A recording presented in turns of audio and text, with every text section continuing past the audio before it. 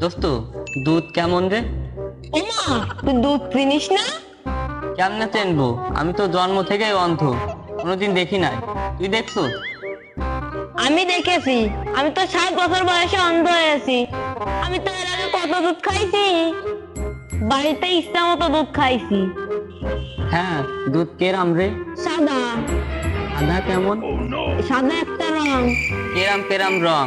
ওরে কেমনে বুঝামু, বগেলান। বক কেরাম রে? বক বক করে কেমনে বুঝামু? এই যে, এরকম।